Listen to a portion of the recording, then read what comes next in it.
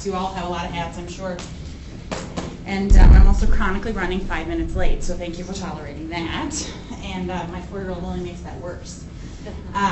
So I have some slides, which I noticed the date's also yesterday, so I apologize for that. But this is more helpful if you ask questions whenever you have questions. So if we get through none of the slides, that's fine. Because I have heard from families and teachers, et cetera, when I do these things, that having a doctor they feel comfortable asking questions of is what they found most helpful. So if we get through none of the slides, we'll have access to them, we can get them to you. I have no concerns. I'll kind of start with the slides and then interrupt, please, as you have questions about anything. Anxiety or anything psychiatry, psychology related. I love NAMI. I was on their board for a while.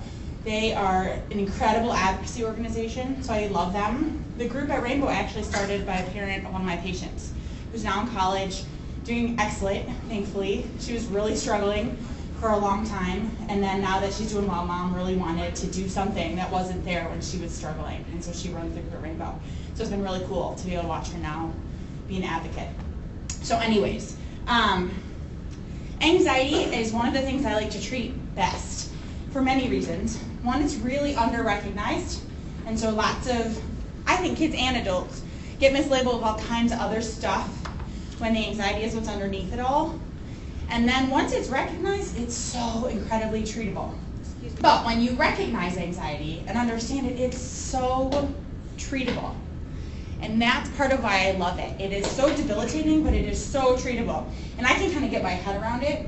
There's a lot of things in psychiatry I cannot get my head around. And psychiatry can't get its head around, which is part of what I like about it, but it's also part of what's frustrating. Anxiety is one of those I really feel like I can get my head around. So it's part of why I like it. So one of the things my families I want to take home is we're not getting rid of your anxiety. So anxiety is a normal human state. One of the psychologists that I trained under would always say we did not evolve from monkeys, we evolved from anxious monkeys. He's right. So it's not pathologic, it's not illness in and of itself to be nervous, to be anxious. So unlike major depressive disorder or hearing voices or things that we really want to eliminate, because in and of themselves, it is off the edge of normal, something we want to get rid of, we all experience anxiety. I was a medical student, so I probably experienced more than the average amount of anxiety, right? And like was surrounded by anxious people. So it's part of normal human experience. And so that in and of itself is a shift for a lot of people coming in my office. It's not going to go away. What it is not going to run your life anymore. So that's sort of how we conceptualize how we're going to get to a point where treatment is helping. It's related to fear, but it's not the same as fear. So if you're being chased by a bear and your heart is racing and you're sweating and you feel like you can't breathe, well, good, it's helping you get away from the bear. If you're about to walk into kindergarten and you're having the same experience, that's related to fear, but as long as your kindergarten teacher doesn't bite, there's not actually something dangerous in there. But it feels very much the same, and it's the same part of our brain that drives both experiences. And that's my mom responding to me telling her where the child care is, pardon my phone. And so it's a beneficial thing when it leads to a change in behavior. So me being nervous before tests in medical school made sure I studied. If we had no anxiety, we'd walk in the middle of the street, we wouldn't finish our work for our job on time. The things that drive us to do things that keep us out of anxiety-provoking situations is beneficial. So if we had none, we would have a whole world of sociopaths. But when the anxiety drives all of our behavior, that's when it gets to be a problem. So where does anxiety live in the brain? Everywhere is the usual answer, right? And that's still true for anxiety. But what we know about anxiety is that in particular, can you see I'm moving the mouse now. What we know about anxiety in particular is that our anxiety looks a lot like a mouse's anxiety, looks a lot like a frog's anxiety. It's very evolutionarily maintained because it protected you. So better to be afraid of more because you're going to survive than afraid of nothing because you're going to get eaten. In our world, where we're much safer than we were when we were evolving and living in trees, it would make sense that that's going to be very preserved. So it's in these parts of the brain that are very preserved. This is kind of what we think of the cortex, the outside of your brain, is the real human part. That's what looks the most different from us and everybody else, all other animals. This part, our brain stem, and what we call the limbic system, which surrounds our brain stem, looks really similar between us and dogs and monkeys and mice, very similar. And that's where fear and anxiety live. So it's real hardwired. And you can imagine then how hard that is to change, because it's not so much I'm thinking about this, I think I'll be stressed out today. No, it's really hardwired. This is when I throw my brother-in-law under the bus. His 2-year-old, we talk about snakes, and his 2-year-old goes, I see snake, Daddy go, ah! Which my brother-in-law loves now that his 2-year-old son tells everyone that he's afraid of snakes. But I'm not afraid of snakes, so he and I have a different response. I'm afraid of bugs, so I have to pretend like I'm not when I'm trying to model for my son that it's okay there's a bug. But snakes don't bother me. So we go to the zoo, and they love the elephant exhibit where there's the huge snake, and I see my brother-in-law starting to sweat. But he knows, I can't pass this on to Theo, I can't. So we have to go in anyways. But what's happening is this response to something that could be dangerous is getting kicked off, because he happens to be someone that's afraid of snakes. And it's real. It's very, very real. Even though he knows in his head there's a glass between him and the snake, the symptoms his body is experiencing are very real. And me saying that's all in your head is very unhelpful. Much like his son saying, Daddy, say, ah, it's not helpful. But what his response is very real. And a kid's response or an adult's response when they're anxious, it feels just the same as if they were being chased by an actual bear. Because the same stuff gets set off. The same sympathetic nervous system sets off all this stuff.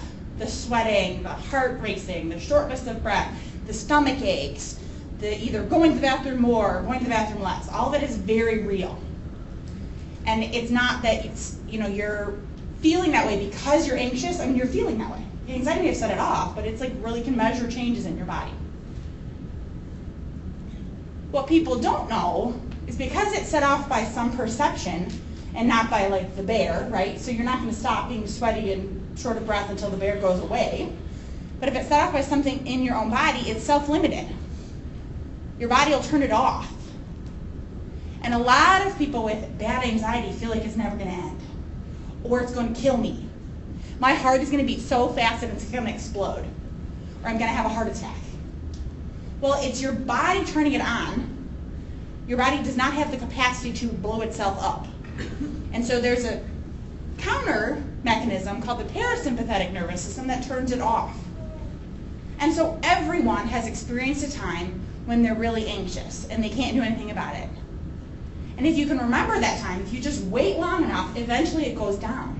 You've done nothing. It's just that the hormones, the chemicals have run their course. And now your heart rate returns to normal, your breathing returns to normal. But if you're perpetually in this experience of anxiety, a lot of people don't know that it's not dangerous. A panic attack feels like you're going to die. Come to the ER, they look like, and the ER doctor often can't tell the difference until they run tests to see someone's not having a heart attack. So it feels and looks like a heart attack. So you don't know it's not dangerous. It isn't. Panic attack is not dangerous. It feels hideous, but it's not dangerous. And they don't know their body will turn it off eventually. So one of those things that I have my favorite, my one patient I still see for therapy, she's now, I think 11, 12, but I saw her when she was 4, horrible anxiety, and she's very verbal. Went home and drew this curve for her dad. He's also a little anxious, and so they really like to have this curve. But it's really helpful to understand and sort of what I call ride the wave. If I wait it out, it'll go away. It's really, really hard, really, really, really hard, but it will go away. This just seconds my earlier thing that's real. So I'm guessing people in this room don't do this, but some of my colleagues have been known to do this. Tell patients or families it's all in your head. Well, it's not real helpful. One, because your head's connected to your body, so even if it is all in your head, it's not like it's severed. But it's not all in your head. These are real symptoms that are happening in your body. It's triggered by anxiety, sure, but it's like real symptoms, so let's not say you're making it all up. So these symptoms are very real. and they're not dangerous, which sometimes can be hard to hold both of those things in your head at the same time. So kids are a trip. I love working with kids. My family's all teachers, so I was bound to be either a teacher, pediatrician, or now I'm a version of kind of combining, I'm a child psychiatrist. What I say to my fellows that I teach, who have done now medical school and their adult residency, is that they don't know normal, they're never going to know abnormal for a kid. Because what I tolerate and expect varies 100% based on age. So I live with a 4-year-old who, in disclosure, kind of where I'm coming from, he's adopted almost 3 years ago now. So has some history of things that are atypical a little bit. But he's a pretty typical 4-year-old now. He has all kinds of wacky fears. Like 3 months ago, we went through this whole bug thing. So I had to pretend like I wasn't afraid of bugs because he was like freaking out about bugs. It was totally normal, drove me crazy, but it was totally normal and it went away. Toddlers do this stuff all the time. My nephew was afraid of sand. He wouldn't sit on the beach for like 2 weeks. Why? I don't know why. It passed. But that's very normal of toddlers. So I'm not going to diagnose toddlers all with phobias because they all have these passing things that they're afraid of, as long as they pass. You know, that's the sort of thing in a normal kid. Even when you have a normal fear, if it doesn't pass, that's when we worry. But, you know, if you had an adult who won't go sit on the beach, that's more concerning than my 2-year-old nephew who wouldn't go for a while, because it's very typical of toddlers. We also know the stranger anxiety of babies. You used to be able to pass the baby around to everybody, and then all of a sudden at like 8 months, they now only will go with mom or dad. So that's part of a kid developing who's safe, what the world is safe. Developing fears is part of normal development. A parent asked, "How long should I wait to see if this behavior passes?" I would give it months. Months. Okay. Yeah. That's my poor sister. So she just had a baby, and she's got a 2-year-old. And God bless her, she's an attorney, and a very effective attorney, so she thinks things happen like quick. So the 2-year-old stops sleeping because the baby's there. She's like calling me 2 days after she does this intervention for the sleep, and I'm like, Kate, I'm sorry. I hate to tell you this, you might do this for a month. It's like, a month! You know, which I'm gonna get it, not sleeping. I'm like, but it takes a while. So I would give it a couple months before I would really start to worry. Yeah, for that age. For most ages, a couple of months is not giving it too long. If you look at our diagnostic criteria, which are helpful and unhelpful in ways, but most of them, it's several months of impairment at least, if not 6 months of impairment, before you start to call this a disorder. If a kid's not going to school because of something, I don't wait around for that, because that's so impacting their life. But if it's not changing their life like that, we usually give it up to 6 months before we start to call it something. A parent asked, "How will I know if my child is afraid of burglars and strangers, when it's normal and when it's not normal?" My favorite answer, which I love, is it depends. But it really does depend on how much impacting the kid and how the family responds. Just turns. The parent said, "What if the child who is 6 years old continually says, 'What if this? What if that? What if, and never stops?'"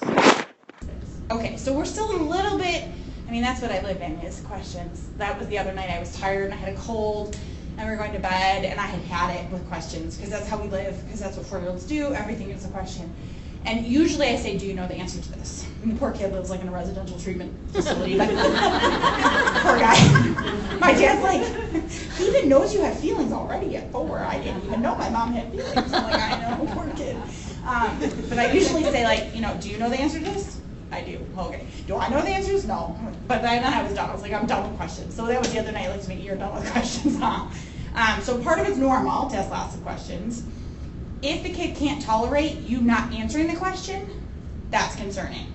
So if you say, "We're going to talk about 1 time a day, burglar, that's it, I'm not talking about it anymore," and a kid can't handle that, then that's concerning. Because that anxiety now is such that the kid can't manage it by themselves. And that's how we'll talk about kind of how you start to contain it. That's my first step, is we'll pick a time of day, and we're going to talk about whatever it is that's stressing you out, if there's a theme, and I'm not going to talk about otherwise. I'm going to say whatever feels the least weird. That's your worry, save that for 4 o'clock, whatever it is. But I'm not going to reassure you that it's okay. I'm going to aim you to when we're going to talk about it. If they can't handle it, that's a sign that the anxiety has gotten the better of the kid. Burglars, that kind of stuff, that's a common one in that age, because they're starting to understand the world around them. And part of what's hard, I think both as a parent and culturally, is admitting to a child that the world is not safe. That I'm going to do my best to keep you safe. I'm going to do everything in my power to keep you safe. Bad things can happen. I'm also not going to protect you from every bad thing that could ever happen. That's very countercultural to our current parenting model. So that's a hard one. My sister and I struggled with that. She literally lives across the street from me, and I'm a low anxiety adult with children. However, my son wanted to walk across the street to her. I could see her. I was worried someone in my neighborhood was going to call Child Protective Services. Because, well, it was not it was ridiculous. And I knew this was ridiculous, but it was not impossible that this was going to happen, but that I could not teach Sam that he could not walk from here to where we could see my sister. But it's so countercultural to sort of say that, that you have to sort of shore families up to do that. Does that answer your question? Okay, and we'll keep talking about that. But so toddlers, lots of fears, lots of them. Monsters under the bed. My son's into the weather right now, so we have to talk about when it's going to rain. And so again, you don't pretend like things aren't dangerous. You also you try to be reality-based as much as you can, is my suggestion to these normal fears. So, okay, I'll check for a monster on the bed once, because I understand your imagination is, but I'm not checking 100 times for a monster on the bed. I've checked. Monsters aren't real. I understand you're scared. I'm here to keep you safe. I will check one time. Or we can look at the paper one time to see if there's going to be a storm this weekend. Yes, I understand that thunder is loud. Thunder cannot hurt you. We are not looking anymore. And if a kid can handle that, fine. That's totally normal. They have them, all day. I remember having my dad having to shut the curtains because I thought I could see people out my window, because I would see shadows and be sure it was something. But if it goes over and over and over and over and over again, that's when you start to worry about it. The most common age for true anxiety disorders to show up are around 9 or 10. Because that's when kids start to think big thoughts, but their brains can't quite keep up with them. So that's when you get these awesome questions like on the car. What is death? I have no idea, right? And so what they're looking for in a kid who does not have anxiety is just that you're comfortable talking about it, so that you don't run off the road. You can talk about anything. Okay, mom, dad, grandma, whoever it is, I asked them this crazy question, they didn't freak out, we can talk about it, and usually they can then resolve. A mom asked the question, "My child keeps asking me about death." So what I suggest is you answer what they're asking and not anything more. Okay. So what I find people want to do is either hide things from kids or give them way more information than they need. So when my sister was pregnant, where did the baby come from? Her belly was enough for both my son and my nephew. We did not have to explain how babies were made. We might have had that impulse. I might have had that impulse. I'm a physician. We're going to use the word. No, they didn't need that. And Kate's belly. That was enough. But also pretending like it was the stork would have been helpful. So the same thing. Just like you said, yes, everyone does die eventually. And so you're answering exactly right. I give you a lot of credit actually for not saying I'm never going to leave you, or things that you can't really back up. And if it's 5-year-olds ask a lot of questions, so it's pretty normal to get a good million questions. If it's getting on your nerves, you have every right to contain it. So, okay, we're going to talk about this for 2 more minutes, and then we'll save those questions for tomorrow. If he can handle that, that's a typical 5-year-old with a gazillion questions. If we can't handle it and we're up at night, that's when it usually shows up then. So then you're trying to put him to bed, and we're now, and you can't leave the room because of the question diarrhea that's happening. That's when I'm concerned. Okay. Because we need to be able to let it go and get on with our life. If we can't let it go and get on with our life, I'm more worried. But if we can contain it, I mean, they have a lot of questions at that age. It's very annoying, but it's very normal. But if you can contain it, then I'm less concerned. So kids can handle scary thoughts. Kids can handle reality at a developmentally appropriate level, right? So just like I said, you don't explain more than they're asking, but you answer their question.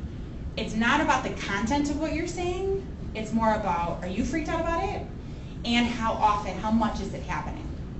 How much of their time is consumed asking you those questions? Because a kid, it's very important to understand, a kid can tolerate scary and anxiety and reality. So allowing them to experience those things, again, a little bit countercultural, is very healthy. So like if a kid, we've gone to multiple funerals of random friends of my grandma and priests at our church with my son. He doesn't really understand he's 4, but we see that there's somebody dead. That's okay, and we know that reality happens. If we spent all day talking about it, then that's concerning. But the reality of things, it's okay to address. A parent asked, but what if I can't contain it? What if she's constantly asking me questions? And so at that point, I then get, at that point, you may have, it depends how verbal the kid is, but you might have, I can't make you feel better that nothing bad's ever going to happen.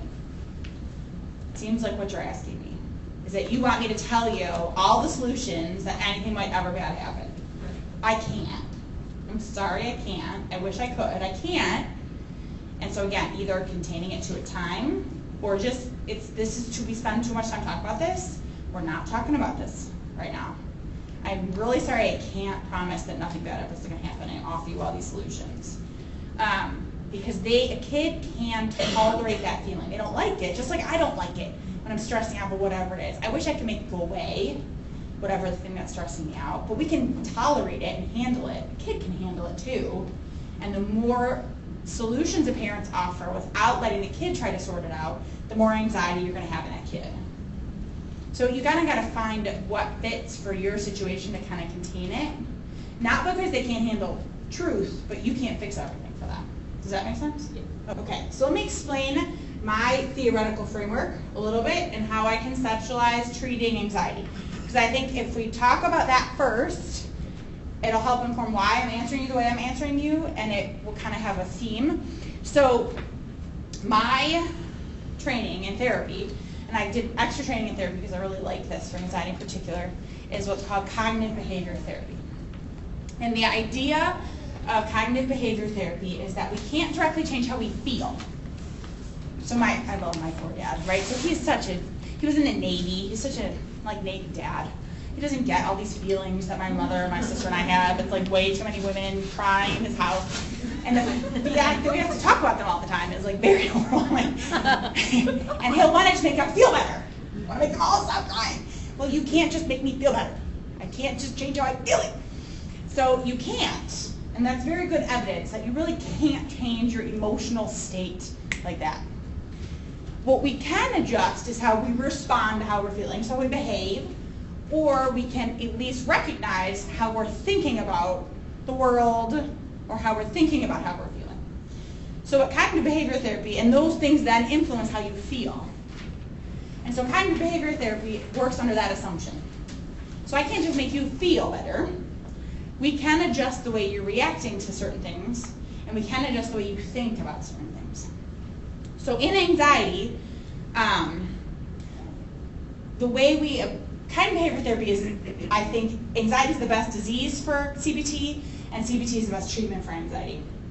For other disorders, other therapies make sense and work. But in particular for anxiety, CBT is amazing.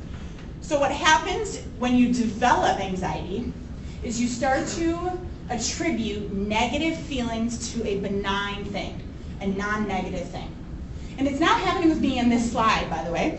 So the way we test it is we put kids or adults in a scanner and see what parts of their brain light up when they look at certain things. So this face on the left is a mad face. The face on the right is a neutral face. I've now seen it so many times it's starting to get on my nerves, right? So now I have an emotional response to that. That has nothing to do with this poor guy's face. What happens in the anxious person is as soon as they see the mad face, they now start to react to the neutral one too. Because their body's primed to associate negative stuff to anything that's out there. So what you see is that that part of their brain lights up, even in non-fear producing situations. And what you do is you help one exposure. That is the key. So they face whatever it is that you think is going to make whatever disaster you have in your head happen. And over time, it turns out you don't explode, the world does not come to an end, you survive. And that response diminishes over time. And in an older kid, you understand those thoughts that are leading you to perceive the world as so dangerous. So the key for CBT, for anxiety, is exposure. So in this example, let's say this is school, any social thing. You gotta go somewhere there's other people. There's someone like me, who is like an uber extrovert, so I'm like, woohoo, new people, like talk, so I'm like real excited. That has nothing to do with the situation. However, people assume it's because of the situation. That's all about how I reacted to it. Sounds great. I love meeting new people. I can talk to a wall. So that sounds fabulous to me. It has little to do with the situation. Somebody else who's like, kind of tired. I think I want to stay in tonight and just go watch a movie. So it's not anything big, just don't really want to do it. Some with anxiety, oh God. Everyone's going to think I'm dumb. I'm kind of saying stupid. I'm never going to make any friends. It's going to be horrible. But they've attributed it to the party. So they've now attributed it, what people come in my office and say, parties make me anxious. School makes me anxious. Whatever makes me anxious. It doesn't. That in and of itself, if you said a bear chasing me makes me okay, right? The bear is dangerous. That in and of itself is not a dangerous situation. It's your perception of it, your experience of it, how people have responded to you about it, how you handle, all of those things are the things that are triggering the anxiety. So the idea behind cognitive behavior therapy is you go. You go to the party. You're going. If it's treating anxiety. You're afraid of an elevator, you get on the elevator.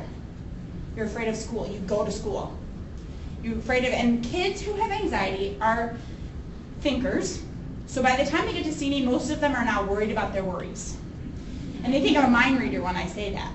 You're probably now worrying about your thoughts. You're like, I know. Well, because they're thinkers. And so now they're worried about what they're thinking about, what they're worrying about.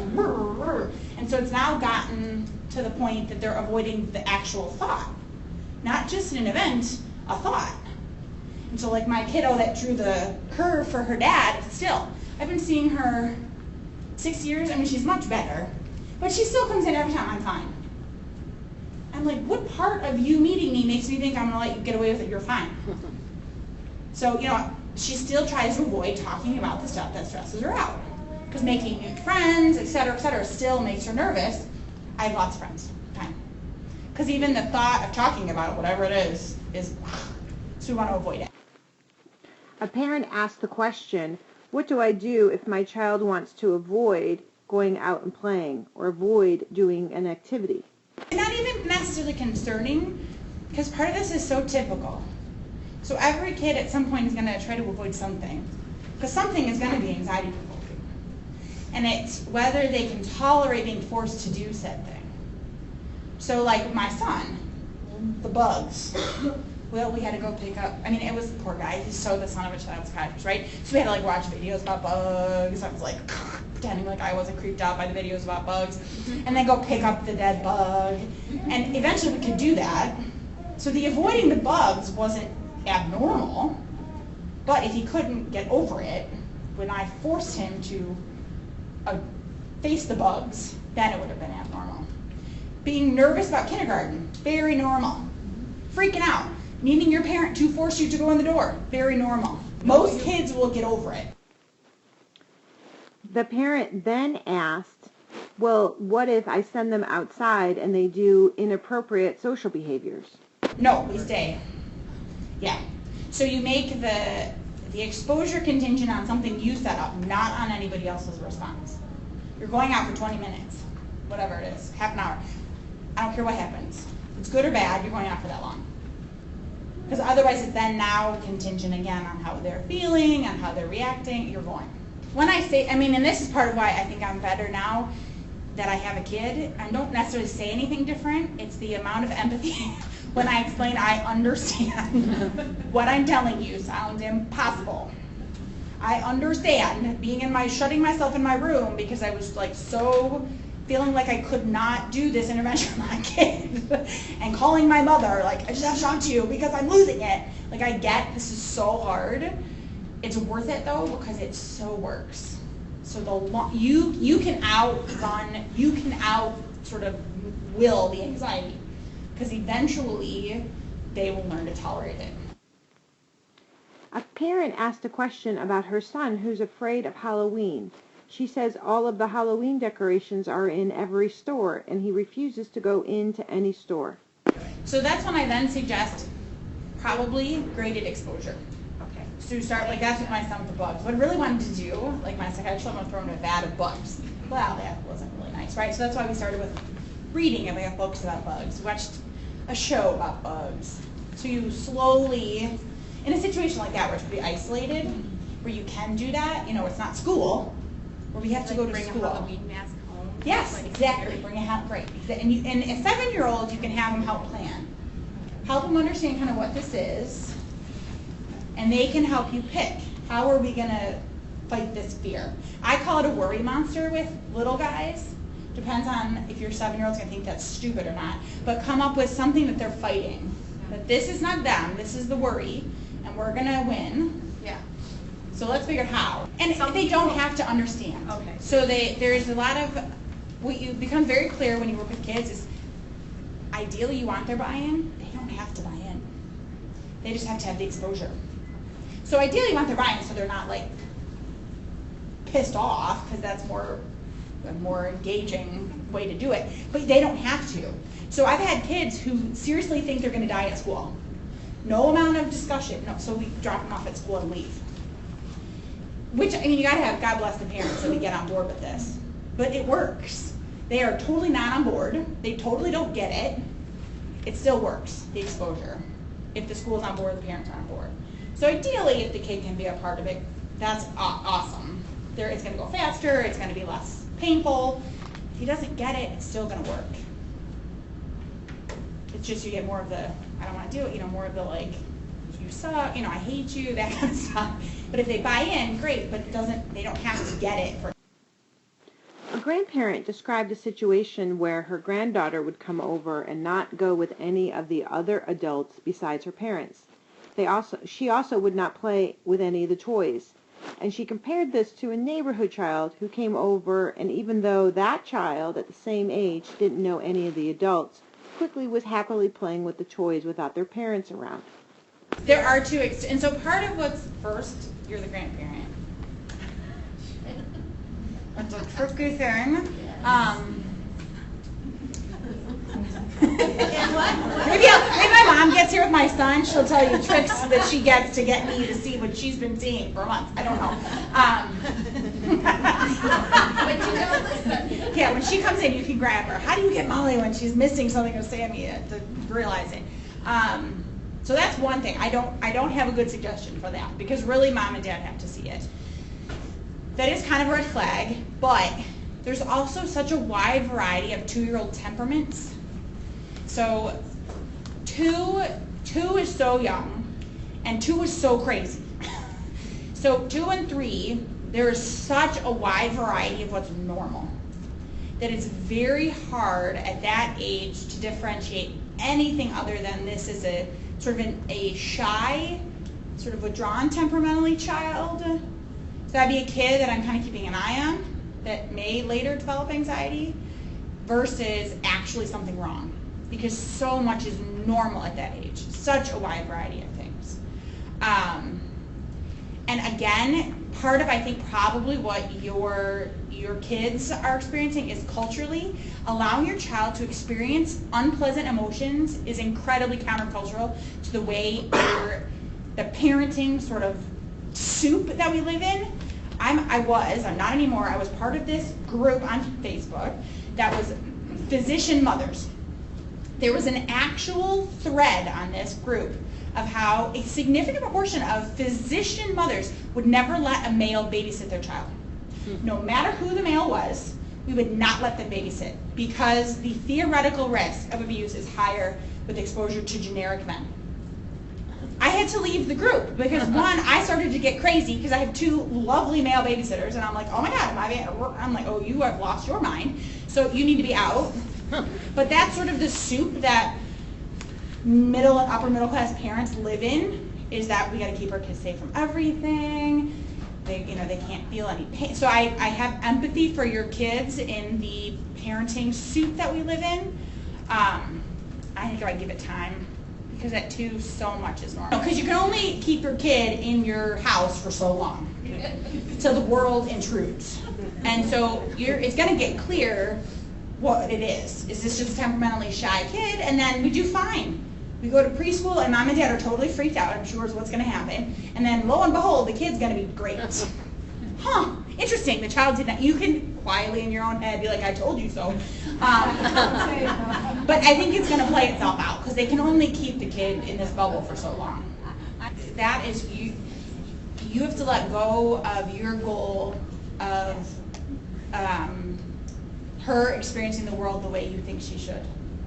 And I have to do that with families because I would be a person that's like going to drop the kid off and like, good luck, get over it, you're going to survive. That's my temperament. That's unhelpful if a family is not like that. So I can't start there with a lot of families. So we have to start with the little steps. And those little exposures are incredibly helpful. Even if, the evidence would back this up. Dumping the kid in the situation that's most anxiety provoking is the fastest way to get things better. I'm going to lose a lot of families though if that's what I suggest on the first visit. Okay, your kid's super afraid of whatever, go leave them there for 2 hours. That's not going to work in a lot of anxious families. It'll effectively manage that kid's anxiety, but not if they never come back and see me. And so you can do flooding, that's what that's called, which is just, and it works great, but it can turn, and it will play itself out. That level of vigilance can only be maintained for so long. Yeah. A parent said that their child is afraid of growing up.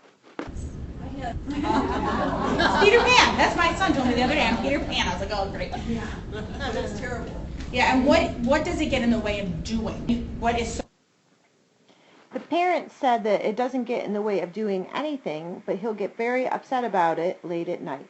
So hard is you got to let him struggle. Just let it go. Yeah, and it gets worse before it gets better. So that's back to that curve. This curve is also a helpful way to think about treatment.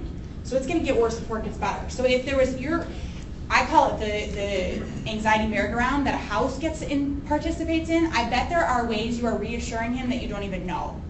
That there are things you're doing to help him get through the day or the week or whatever that you're not even aware of that are helping him feel better. You kind of got to get rid of those. It's real hard because he's going to get more. There's my 4-year-old.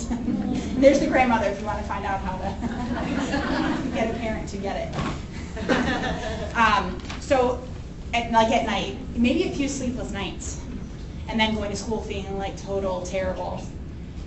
Because it's got to peak on its own, and he's got to survive sort of a 10 out of 10 on the worry scale several times and realize that, oh, I'm not gonna, I can do it before it goes away, which is really, really hard.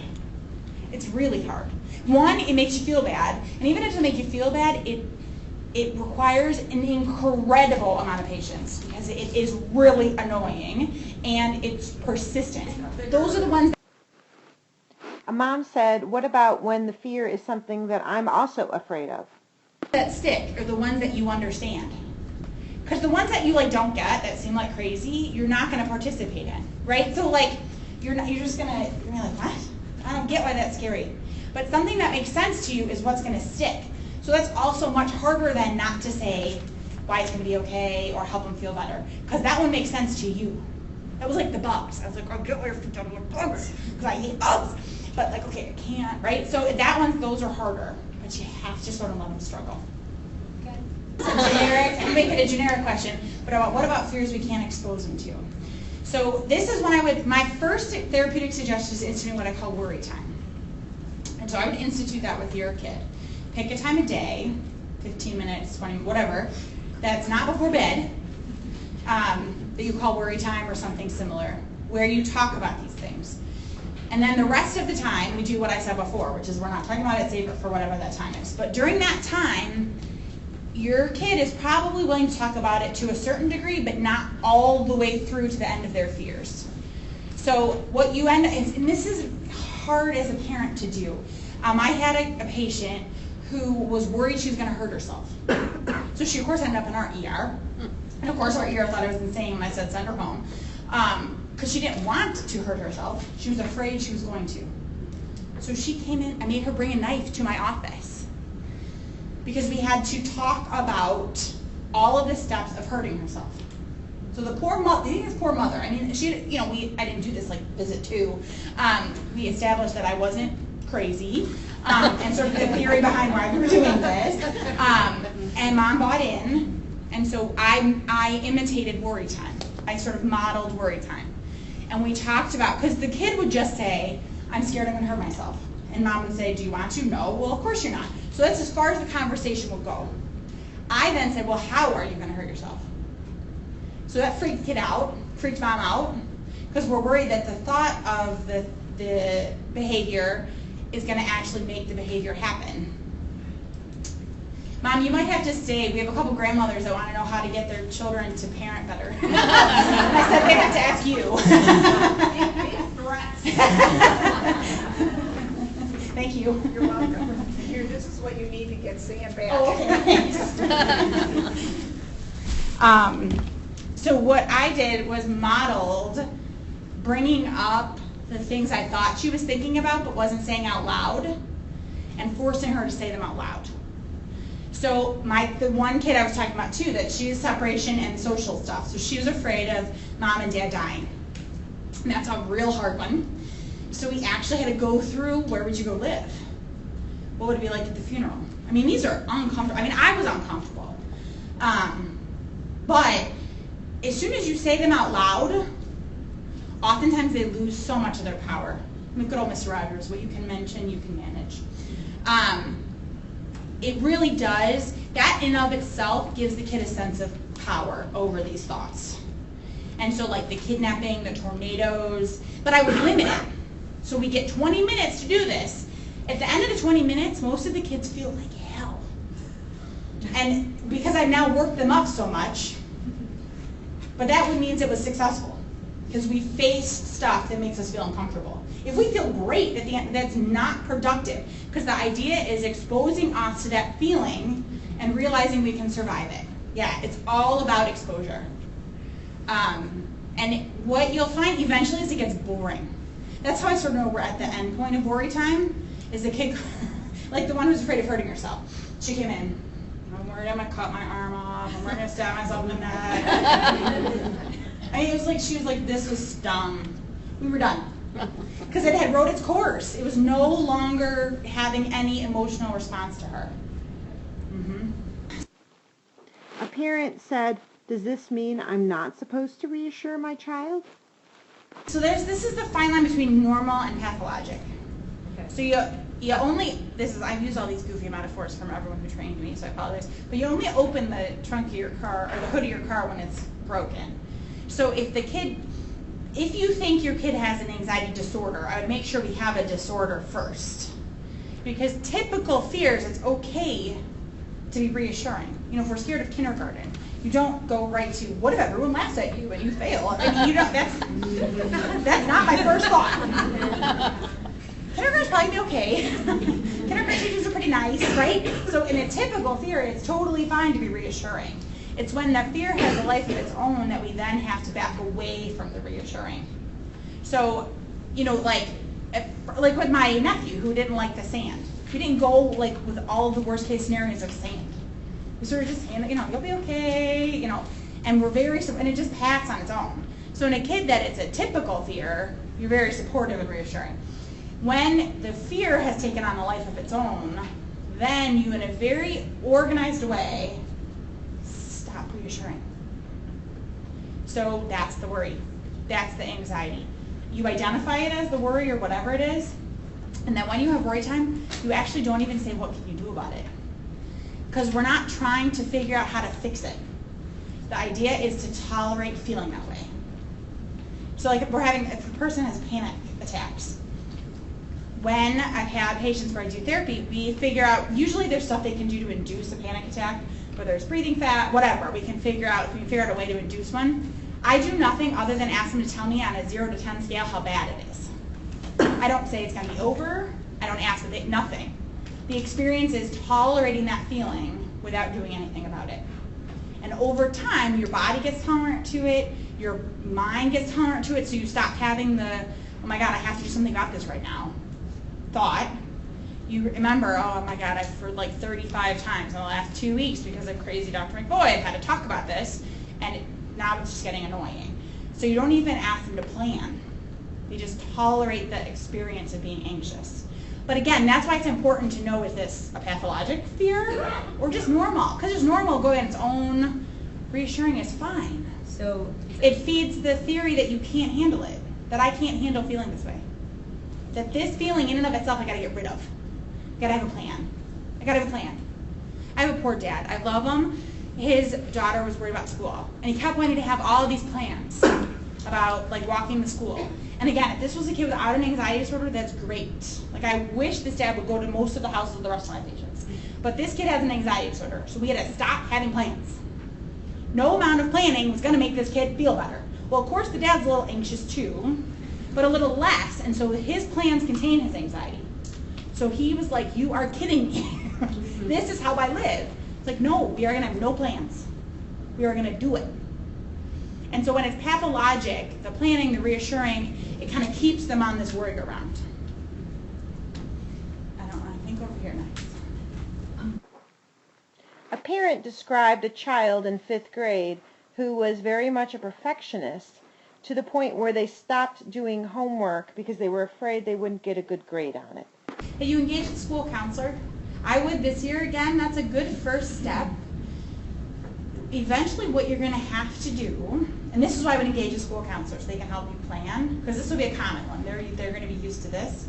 Hard. Like I got all A's all the time, right? So like makes me anxious, the idea of that when I tell families this, because I mean that was like my existence as well. So when I tell families this, I'm like, this is going to make you anxious. But like we got to insert partway through a homework assignment, we got to do something wrong on purpose. And again, super countercultural, right? And again, if you weren't an anxious kid, I'm not telling the rest of my families, I wish we were even finishing the homework. But if this is, you got to practice failing. So I would engage a school counselor first, because this is such a common one. They're going to hopefully have some suggestions for you, and that's what you're going to be doing is practicing failing. And not, like removing whatever stuff it is he's got in his room after a certain time. Even if you're not sleeping and you're worrying about it, don't have access to your homework. We are done at whatever time of night. Right, so we got to work on getting a 90. It's a perfectionist thing. Right, then we got to leave things blank on purpose. Right. Yeah. Because it's insidious. Because it starts small, and then and what you see as a kid's world gets smaller and smaller and smaller. It starts in one place, and then they tolerate less and less and less. And the more willing you are to fight the fight in the beginning, the less it's going to smear everywhere. Because we also have education. I mean, all of these, and what you do, when you learn about CBT, you learn about I can't remember what it's called. But it's your sort of core beliefs. So the core belief, we hear, over and over and over how important education is. So part of that, we all buy that getting 100 is better than getting a 95. So part of what's difficult is it challenges some of the stuff like we believe to ourselves without even realizing it. And like, what is worse, getting into a B college or living with anxiety? And so that's like with my family, with this really smart kid, we had to kind of, she's getting C's right now because she's in a school that's way more anxiety provoking. She's an A student, but her anxiety is so bad that mom has come to the conclusion that she'd rather she be a C student for several years to get this anxiety under control than be so anxious but be maybe at Harvard. So, you know, at some point you kind of do have to come to terms with that, but it's hard. It's hard. Yeah, I'm gonna go, I don't know, I think over there you were waiting. Yeah, right 11-year-old with anxiety and OCD. Yes, good question. Let's quick talk about meds. Especially for OCD. So, meds are helpful in moderate to severe anxiety. So mild to moderate anxiety therapy is the first line. Actually studied against medication, therapy does better than medication in mild to moderate anxiety. We get to moderate to severe anxiety or certain types of anxiety like OCD, and you need both. So what those studies show is medicine plus therapy is better than either therapy or medicine alone, and both of those are better than placebo or, you know, like not doing anything. What medicine does, and they're the same medicines that we use for depression, so it's serotonin reuptake inhibitors, Prozac, Zoloft, Celexa, those are my most common ones. I conceptualize it turns the thermometer, turns it down. So it turns the intensity of all this stuff down enough that you can do the therapy. Because if my therapy is making a kid have panic attacks, that is a lot to ask a family to tolerate. If they're not sleeping for like weeks at a time because at night we're so anxious, I mean, you can't function. And you can't participate in the therapy. If your body is so jacked up, you cannot participate in the therapy. And so sometimes we need to use medication to sort of turn down the intensity with which they experience either the thoughts, the physical symptoms, or whatever, but only so they can do the therapy. Because therapy for anxiety is so effective. The question is, are brighter kids more likely to be anxious? They probably talked about it. So smart kids who are anxious are going to be the ones that worry about their worries the fastest. So they're going to articulate what's happening. What I see is in kids who aren't as smart is they act out. So they're not quite as verbal. So they can't quite tell you what's happening in their head. So they're bad. And so you don't really know that they're anxious, but they're trying to get out of whatever's freaking them out, and they can't quite articulate it, so they act a fool until they get thrown out of wherever it is, and they've now succeeded. A smarter kid is going to talk about it a little more, be a little more sophisticated in the way they do it, but I actually see a lot of bad come to my office because they're bad, and it turns out what they are is anxious, and that they're not sophisticated in their way of avoidance. So they get control of the situation by like acting like a crazy person. And now I'm in control and other people aren't making me do stuff I don't want to do. Turns out it's because they're anxious. So smart kids, you just hear kind of their thoughts more, I think. There isn't really a correlation that we can tell in the research, but you do kind of understand what's going on better because they're talking more. Oh, Christ. A parent said her child who is anxious will chew on his shirt until there are holes. She wants to know how to get him to stop chewing on the shirt. Other stuff he's doing, too. So there's usually something you notice that's real hard to stop. There's other stuff, I'm guessing, that's driven by his anxiety that's easier to interfere with. So there's other stuff that, one, perfect, you live in this shirt. Sorry, Charlie. But other things are probably driven by the anxiety that you can interrupt. Like kids pick, that's one that's really hard to stop. So they might pick because they're nervous, so we don't start with the picking. Most of them do something else, whether it's asking a million questions of their parent during the day, or at bedtime, we have a certain routine that we have to do, or we don't go to bed, or whatever it is, there's probably something else. So you start to pick away at those other things, and either he's gonna get so anxious that it's clear this is everywhere, and we gotta go see a child psychologist to start with or something, or you're gonna start to undo the anxiety world, and he's gonna, the chewing will go away along with all those other things. So it's not that people aren't being good parents. You know, just like you can't fix diabetes by going to a pediatrician, right? So a good parent can't fix it when it's gotten out of hand. really, so the question is, how young is too young for meds? So I'm a less meds is better medication prescriber, if that makes any sense.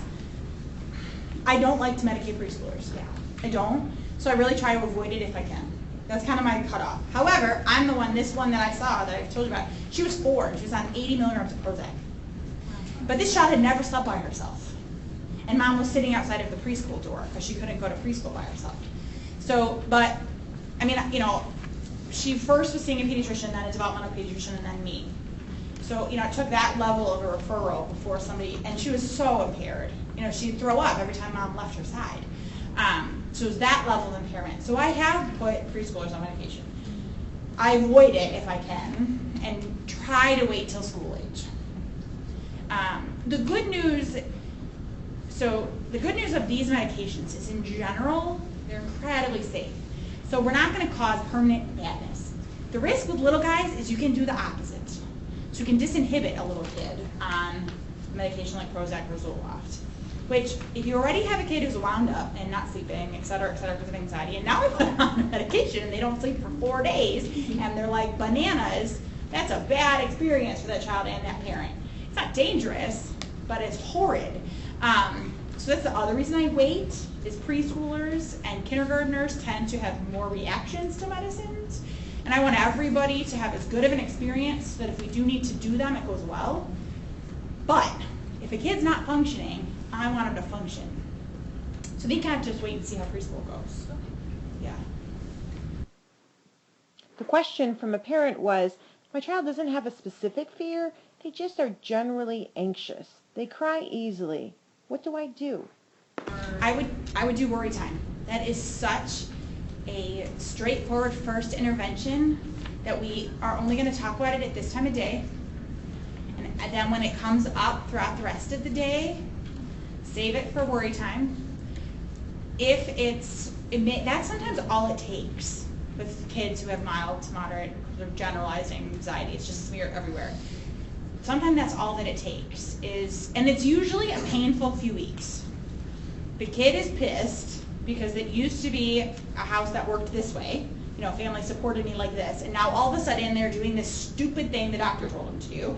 So now they're saying, pay that for worry time, and then at 4 o'clock they make me talk about all this stuff for 20. It's so horrible. So, you know, it's kind of an angry kid for a couple weeks, but eventually, if it's going to be a successful intervention, it gets boring, and you hear and see less of that kind of emotional upheaval throughout the day, and the kid just sort of tolerates stressful things better. That would be the first thing I would do. Yeah, and you know what? Then a parent said, what about yoga? Would that help my child? That's a good thing you said, and a good thing I want to make a point. So all of these coping mechanisms are great. So meditation, relaxation strategies. What you don't want to do, and this is really hard. This is even hard when I'm doing therapy to not do. You don't want to tie it to their anxiety. So if the idea is I can survive being anxious, I don't learn things to do when I'm anxious, which also sounds a little crazy because it's the opposite of what you kind of learn generically, right? So if I'm stressed out, I meditate, so I feel less stressed. That's fine if you don't have an anxiety disorder. If you have an anxiety disorder, you're stressed out and you survive. I schedule meditation, okay? I meditate in the morning and at night, but I don't meditate when I'm stressed. This is another common one that, and my whole family's teachers, so I'm not knocking teachers, but do these little things that end up being complicated escape strategies. You have an upset stomach because you're nervous, here's a mint. Well, that's just teaching you can't handle the nervous. Or you can go see the nurse. That's so nice, it's super nice, but now we're at the nurse 6 times a day, and we're not learning that we can tolerate it. Or we learn to take deep breaths when we're nervous. All great things. You don't need to do any of that. Your body can handle being nervous. So let's schedule at the top of the hour we do deep breaths, just to have a general better calmness of ourselves. But you don't want to tie things that have to make the anxiety go away, because the anxiety doesn't have to go away. To learn to live with the anxiety, if that makes any sense. Yeah. So this is a kid who just started kindergarten that all was kind of a little bit nervous kid, but was okay, manageable, and now poof. All super common. This might ride its course. So kindergarten or new school year or whatever, setting stuff off, super common. It's only October. May ride its course. I would pick certain things, though, that you're willing to fight over. Okay. So, because if you're not willing to fight over it, all you're going to do is teach her a more sophisticated way to, like, manage you. Yeah. So if it's the closed door or whatever it is, pick something. Like my son, because not surprisingly, has a little bit of separation stuff. He was adopted in an orphanage, etc. I have had it with peeing with company. I'm done. I'm done. But for a while, I didn't think it was a good idea for his, but I had it. And so I'm okay with him sitting outside the door screeching at me while I'm going to the bathroom. But I have to be okay with that response. So I would pick a couple of those things that are new and not allow them anymore. And my guess is if this is like it's going to ride its own course, that'll help it just go fast. So this was the question about going to the counselor every time we're upset. I schedule visits with the nurse or the counselor, whoever it is. Someone in the school is usually super nice and has like, you know, something that's calming. If we're not using that as an escape, we schedule it. So we don't want to take it away because we want adults to be safe and helpful, but we schedule it. So if it's being around picked up, we schedule it 20 minutes before we have to go wait to be picked up. Go check in, but you can't go when you're freaking out, which is a little bit counterintuitive. And again, if this is a kid without a disorder, of course they go when they're freaked out. But if we have an anxiety disorder, we schedule it so they know it's still there, but you survive when you're freaked out, if that makes sense. So obviously, And I think if you stop a few of the things and it gets better, then it's probably going to run its course. And that's one of those normal fears that it's okay to say, I'm going to come pick you up. And if it doesn't, then it'll become obvious that, oh, this is everywhere and it hasn't really gone away. Then you probably need more of an organized plan of addressing all of it. So the question is, an older child that has one kind of anxiety disorder, say trichotillomania, which is hair pulling, which is very common, is it genetic? And the short answer is yes. The other thing, though, is it's environmental as well. So it's really hard to parse out an anxious kid in an anxious family. Is it because our genes are anxious, or is it because our environment is anxious? So the flip side, though, is awesome. Environmental change can tone down the anxiety a ton. So it is definitely genetic. So I have kids, right, they come in and mom will say, oh, I'm on Zoloft to work great, aunt's on, you know, so like everybody in the family is on the same medication that helps for the same anxiety. It is absolutely genetic. It is also very, very receptive to environmental changes. So what we've talked about sort of with everybody, teaching kids to tolerate not going to the nurse. We have to schedule the nurse, right? We only heal the nurse one time a day, and the rest of the day, like, we gotta survive. So those kinds of things can make a huge difference in if a kid actually develops an anxiety disorder or not, if they're at risk genetically. Okay, one more question, and then in the service of time. But so the question is elaborate bedtime routines, which are so common in kids and in kids with anxiety. So you have two kind of options. The nuclear option, which is we're going cold turkey. No more. That's going to be the fastest and most painful. So if you can handle that, you're done. We pick a day. This crazy doctor told me to stop. We are stopping with this bedtime situation. And you will have several nights of crazy, and then we will cope. Or you slowly peel away things. That takes longer. It's less horrid, but it takes longer. Either way, though, you're going to get resistance. And you're going to have to expect more sleeplessness in the initial sort of ramping up of that. But teaching a kid to regulate their own sleep is so, so important. So because insomnia goes with anxiety.